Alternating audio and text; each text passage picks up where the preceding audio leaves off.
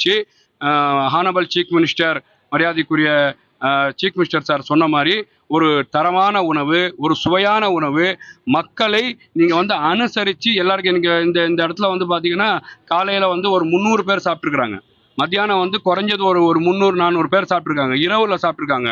நீங்கள் உபசரித்து நல்ல உணவை தரணும்னு நாங்கள் இதுக்கப்புறமா மேற்கொண்டு இதுக்கான வேலைகளை தொடரும்னு சொல்கிறேன். சிஎம் சார் திமுக தலைவர் ஸ்டாலின் என்ன சொல்லியிருக்காருன்னா, முதல்வர் தான் விஜய், ஆனால் திமுக ஆட்சி தான் நடக்குது, குழந்தைகளோட வாக்குகள் அவங்கள மூளைச்சலவை பண்ணி ஆட்சிக்கு வந்திருக்காங்கன்ற மாதிரிலாம் குற்றச்சாட்டை முன் வச்சிருக்காரு. இது எப்படி பார்க்குறீங்க? திமுக ஆட்சியாக நடக்குது. திமுக ஆட்சியில் என்ன நடக்குது பார்த்தீங்களா? இப்போ திமுக ஆட்சிக்கு தான் சாட்சி.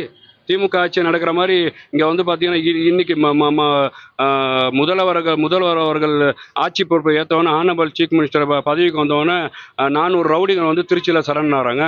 இன்னைக்கு மத்தியில் வந்து பார்த்தீங்கன்னா போலீஸ் வந்து எந்த அளவு வந்து பார்த்தீங்கன்னா இண்டிபெண்ட்டாக செயல்படுது. இங்கே கஞ்சாவை வந்து உடனடியாக கைது செஞ்சுருக்கிறாங்க. கொண்டு வந்தவரை வந்து பார்த்தீங்கன்னா ரிமாண்ட் பண்ணியிருக்கிறாங்க. இவ்வளோ ஃப்ரீயாக ஒரு சிறப்பான ஒரு ஆட்சி வந்து இங்கே மரியாதைக்குரிய ஹானபிள் சீஃப் மினிஸ்டர் நடத்திட்டு இருக்கிறாரு.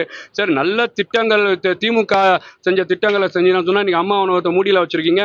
இவர் வந்து மக்களுக்கு பிரயோஜனமான, ஏழைகளுக்கு பிரயோஜனமான, பெண்களுக்கு பிரயோஜனமான, குழந்தைகளுக்கு பிரயோஜனமான இந்த உணவுகளை துறக்க வேண்டும் சொன்னால் இது யாரோட ரோல் மாடல்? ஒரு தனித்துவமாக உலகத்தில் இருக்கக்கூடிய அனைத்து தமிழக மக்களின் நாடி துடிப்பாக தமிழ்நாட்டை பாருங்க சார். இன்னைக்கு இருக்கக்கூடிய அனைத்து மாநிலமும் ஒரு ரோல் மாடலாக பார்க்க போகுது. அந்த மாதிரி சிறப்பான ஆட்சியை ஒரு 10 நாளில் கொடுத்துட்டார். மேற்கொண்டு நல்ல ஆட்சியை கொடுப்பார். முதலமைச்சர் அவர்களுக்கு வந்து பார்த்தீங்கன்னா சின்ன பிள்ளைங்கள் வந்து வாக்கு சேகரிச்சிட்டாங்கன்னா அவருக்கு அதை கூட எக்ஸ் முதலமைச்சருக்கு செய்யலையே. அப்போ மக்கள் என்ன நினைக்கிறாங்க? ஒரு நல்ல ஆட்சி வேண்டும், ஒரு மாற்றம் வேண்டும், குறிப்பாக பெண்களுக்கு பாதுகாப்பு வேண்டும், சட்டம் ஒழுங்கை பாதுகாக்க வேண்டும். இன்னைக்கு வரக்கூடிய இளைஞர்கள் வந்து நம்ம சன்னதியர்கள் வந்து போதையை நோக்கி போறாங்க. அதை தான் வந்தவன சொல்றாரு அவரு. போதையை ஒழிக்க வேண்டும், பெண்களை பாதுகாக்க வேண்டும், சட்டம் ஒழுங்கை பாதுகாக்க வேண்டும். அதை வந்து கொடுக்குறாருன்னா தானா வந்து வாக்களிக்க. நீங்க வந்து திமுக நல்லாட்சி செஞ்சிருந்தா ஏன் இன்னைக்கு வந்து பாத்தீங்கன்னா மக்கள் வந்து அப்படியே டிஷ்யூ பேப்பர் மாதிரி தொடச்சி தூக்கி எறிகிறாங்க?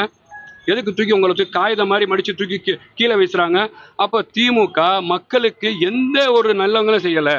நீங்கள் வந்து வேலை வாய்ப்பை கொண்டு வரல, இங்கே படிப்பை உயர்த்தலை, மருத்துவ தரத்தை உயர்த்தலை, அரசாங்கம் கொண்டு வந்த நல்ல திட்டத்தை நீங்கள் முடக்கியிருக்கீங்க. பெண்களுக்கு பாதுகாப்பு இல்லை, போதை கலாச்சாரம். திமுகவில் இருக்கக்கூடிய அகிலகாணி நிர்வாகியை கைது செஞ்சாங்க சார். 2500 கோடி. 2 வயசு குழந்தைய பாலியல் வன்கொடுமை செய்ததில் திமுக நிர்வாகி. பிளைட்டில் வந்து திமுக கவுன்சிலர் ஒரு விமான பண்பணிக்கு பாலியல் வன்கொடுமை செய்கிறார். அப்போ திமுக நடக்கக்கூடிய ஒரு கூட்டத்தில் ஒரு பெண் காவல்துறைக்கு வந்து எந்த காவல்துறை பெண்களை பாதுகாக்க வேண்டுமோ அங்கே வந்து பார்த்தீங்கன்னா பாலியல் வன்கொடுமை